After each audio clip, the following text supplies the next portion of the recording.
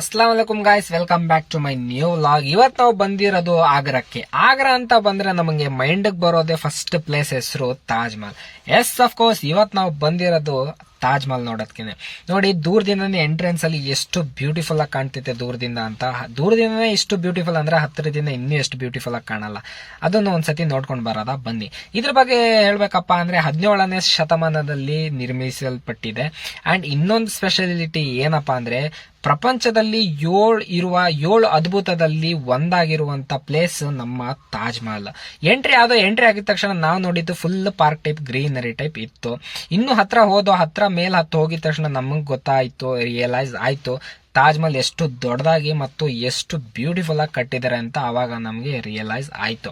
ಮೇಲ್ ಹತ್ತು ಹೋಗಿದ ತಕ್ಷಣ ನಾವು ನೋಡಿದ್ದು ಯಮುನಾ ನದಿ, ಅಂದ್ರೆ ತಾಜ್ ಮಹಲ್ ಹಿಂದೆ ಇರುವ ಒಂದು ನದಿ. ಎಷ್ಟು ಬ್ಯೂಟಿಫುಲ್ ಆಗಿ ಕಾಣ್ತಿತ್ತು ನೋಡಿ. ನೀರ್ ಇನ್ನೂ ಸ್ವಲ್ಪ ಜಾಸ್ತಿ ಇರ್ತಿದ್ರೆ ಇನ್ನೂ ಸ್ವಲ್ಪ ಬ್ಯೂಟಿಫುಲ್ ಆಗಿ ಕಾಣ್ತಿತ್ತು.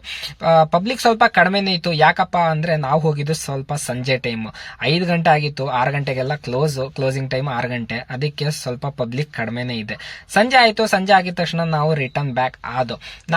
ರಿಟರ್ನ್ ಬ್ಯಾಕ್ ಆಗಿ ನಾವು ಸ್ವಲ್ಪ ಫೋಟೋಶೂಟ್ ಎಲ್ಲ ಮಾಡಿಸ್ಕೊಂಡು ಬೇಗನೆ ರಿಟರ್ನ್ ಬ್ಯಾಕ್ ಆಗಿ ನಾವು ಹೋಗಿದ್ದು ಎಲ್ಗಪ್ಪ ಅಂದ್ರೆ ರೈಲ್ವೆ ಸ್ಟೇಷನ್ಗೆ.